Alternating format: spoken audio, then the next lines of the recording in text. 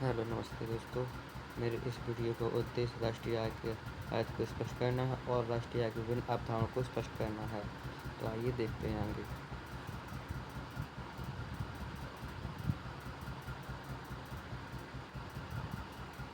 राष्ट्रीय आय से आशय। Meaning of national income. राष्ट्रीय आय से आशय किसी देश में एक वर्ष की अवधि में उत्पादित होने वाली समस्त वस्तुओं एवं सेवाओं के मौद्रिक मूल्य के जोड़ से है। मतलब राष्ट्रीय आय वह होता है जब जो किसी देश में एक वर्ष की समय अवधि में जितना उत्पादन होता है और उससे उन वस्तुओं और सेवाओं के मौद्रिक मूल्य से जितनी आय प्राप्त होती है उसमें से ह्रास को घटाकर एवं विदेशी लाभ को जोड़कर निकाला जाता है। नंबर 2 है राष्ट्रीय आय एक दिए हुए समय में किसी अर्थव्यवस्था की उत्पादन शक्ति को मापती है। राष्ट्रीय आय द्वारा हमें यही पता होता है कि उस देश की अर्थव्यवस्था में कितनी उत्पादन शक्ति है। राष्ट्रीय आय देश के विकास के प्रमुख संकेतक होती है। यह अर्थव्यवस्था का एक विस्तृत चित्र प्रस्तुत करती है। राष्ट्रीय आय हमारे देश के विकास को बताती है। यह अर्थव्यवस्था का संपूर्ण चित्र प्रस्तुत करती है। देश के विभिन्न नीतियों के निर्माण में राष्ट्रीय आय के आंकड़ों का उपयोग किया जाता है। देश में जितने भी आर्थिक नीतियों का निर्माण होता है सभी में राष्ट्रीय आय के आंकड़ों को ध्यान में रखकर किया जाता है। इसके आंकड़ों की सहायता से विभिन्न वर्गों, क्षेत्रों एवं राष्ट्रों की आर्थिक स्थिति का तुलनात्मक अध्ययन किया जा सकता है। राष्ट्रीय आय के आंकड़ों की सहायता से विभिन्न वर्गों और क्षेत्रों एवं राष्ट्रों की आर्थिक स्थिति का अध्ययन किया जाता है।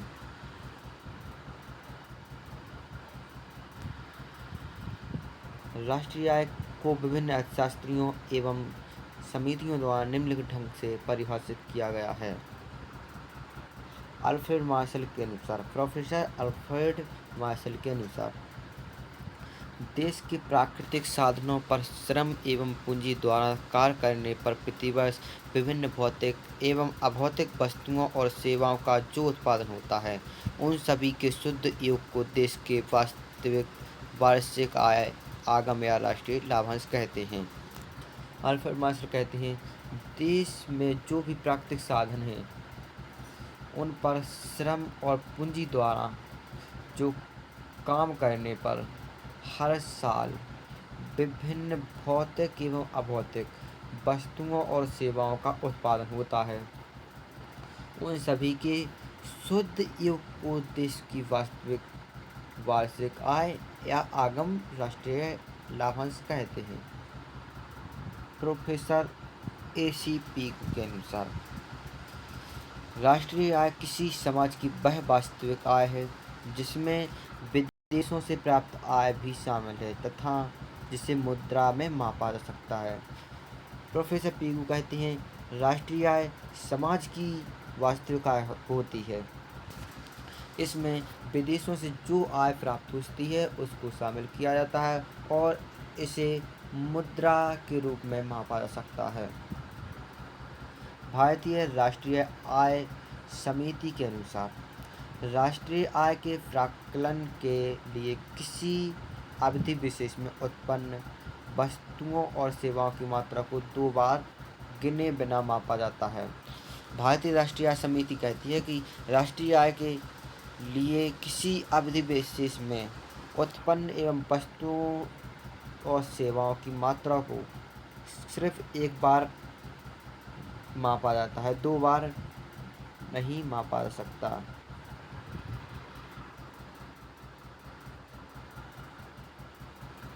राष्ट्रीय आय की विभिन्न अवधारणाएं। Various concept of national income. राष्ट्रीय आय की विभिन्न अवधारणाएं हैं जिनका उपयोग अलग अलग उद्देश्यों के लिए किया जाता है। ये अवधारणाएं निम्नलिखित हैं। सकल राष्ट्रीय उत्पाद, ग्रॉस नेशनल प्रोडक्ट यानी GNP।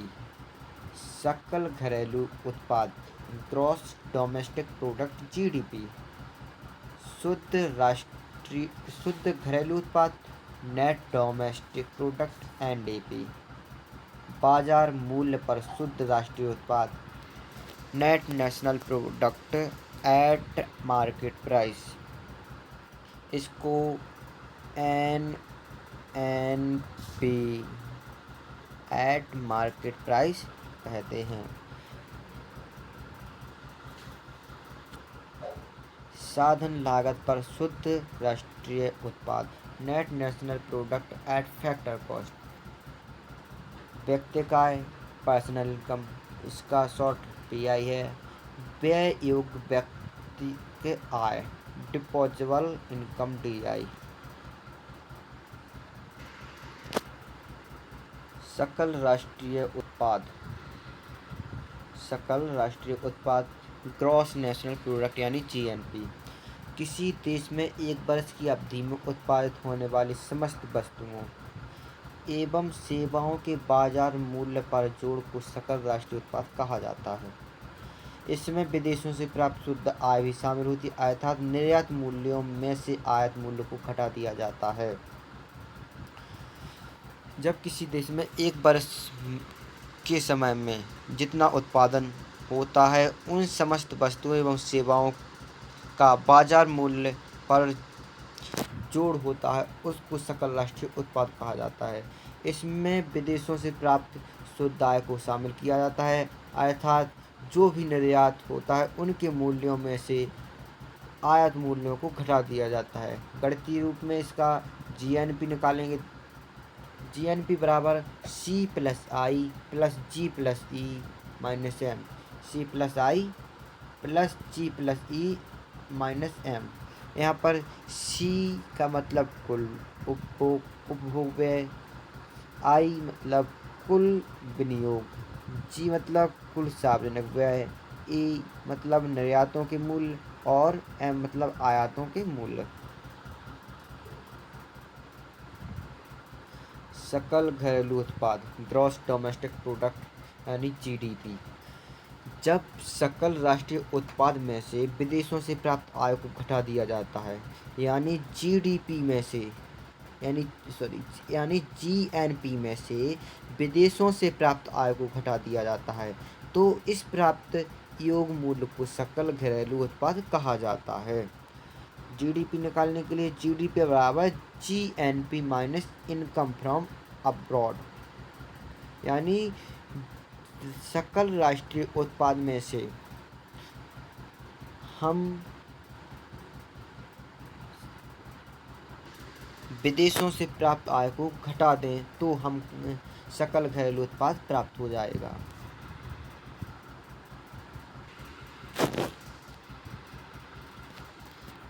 शुद्ध घरेलू उत्पाद यानी नेट डोमेस्टिक प्रोडक्ट एनडीपी, शुद्ध घरेलू उत्पाद को सकल घरेलू उत्पाद में से मूल्यह्रास को घटाकर अथवा शुद्ध राष्ट्रीय उत्पाद में से विदेशों से प्राप्त आय को घटाकर निकाला जाता है। यानी शुद्ध घरेलू उत्पाद को निकालने के लिए सकल घरेलू उत्पाद में से मूल्यह्रास को घटा देते हैं तो हमें शुद्ध घरेलू उत्पाद प्राप्त होता है, या शुद्ध राष्ट्रीय उत्पाद में से जो विदेशों से प्राप्त आय है उनको घटा दें तो भी हमें शुद्ध घरेलू उत्पाद प्राप्त हो जाती है। इसका सूत्र एनडीपी बराबर जीडीपी माइनस डिप्रेशिएशन, अथवा इसको एनडीपी बराबर NNP minus income from abroad भी कह सकते हैं। बाजार मूल्य पर शुद्ध राष्ट्रीय उत्पाद net national product at market price NNP. बाजार मूल्य पर शुद्ध राष्ट्रीय उत्पाद ज्ञात करने के लिए सकल राष्ट्रीय उत्पाद में से मूल्यह्रास को घटा दिया जाता है। यानी बाजार मूल्य पर जो शुद्ध राष्ट्रीय उत्पाद ज्ञात करने के लिए सकल राष्ट्रीय उत्पाद में से मूल्यह्रास को घटा दिया जाता है। इसको ज्ञात करने के लिए सकल राष्ट्रीय उत्पाद में से हम मूल्यह्रास को घटा देते हैं। शुद्ध राष्ट्रीय उत्पाद में से उत्पादित वस्तुओं के बाजार मूल्य को लिया जाता है। शुद्ध राष्ट्रीय उत्पाद में जो उत्पादित वस्तुओं के बाजार मूल्य होते हैं उनको लिया जाता है, जिसमें प्रत्यक्ष कर एवं सब्सिडी के प्रभाव सम्मिलित हैं। इसे बाजार मूल्य पर शुद्ध राष्ट्रीय उत्पाद कहा जाता है। गणितीय रूप में NNP MP बराबर GNP यानी GNP में से डिफ्लेशन यानी मूल्यह्रास को घटा देते हैं।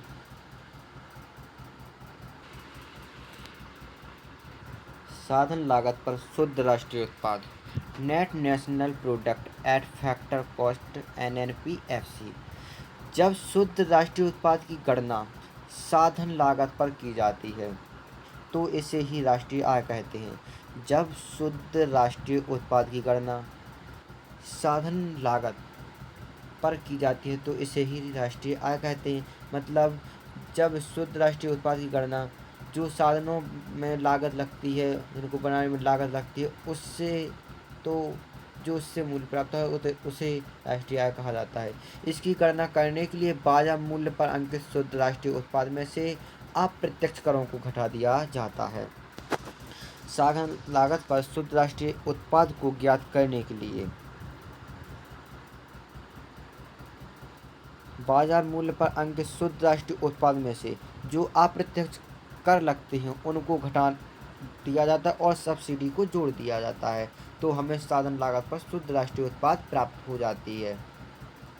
इसका सूत्र NNP-FC यानी फैक्टर कॉस्ट बराबर NNP-MP minus indirect taxes plus subsidy. इसमें सब्सिडी को जोड़ दिया जाता है और इनडायरेक्ट टैक्स को घटा दिया जाता है।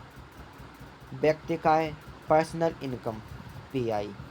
व्यक्तिगत आय वह आय है जो वास्तव में देश की जनता द्वारा एक वित्तीय वर्ष में प्राप्त की जाती है। यह देश में क्रय शक्ति की माप करने की दृष्टि से महत्वपूर्ण है। व्यक्तिगत आय वास्तव में वह आय होती है जो किसी देश की जनता द्वारा एक वर्ष में प्राप्त होती है। यह देश में क्रय शक्ति की माप करने की दृष्टिकोण से महत्वपूर्ण है। व्यक्तिगत आय निकालने के लिए इसमें से हम राष्ट्रीय आय माइनस निगमों का अवितरित लाभांश माइनस निगम कर माइनस सामाजिक सुरक्षा योजना के लिए किए गए भुगतान प्लस सरकारी हस्तांतरण भुगतान तथा व्यापारिक हस्तांतरण भुगतान किया जाता है, तो हमें व्यक्तिगत आय प्राप्त होती है।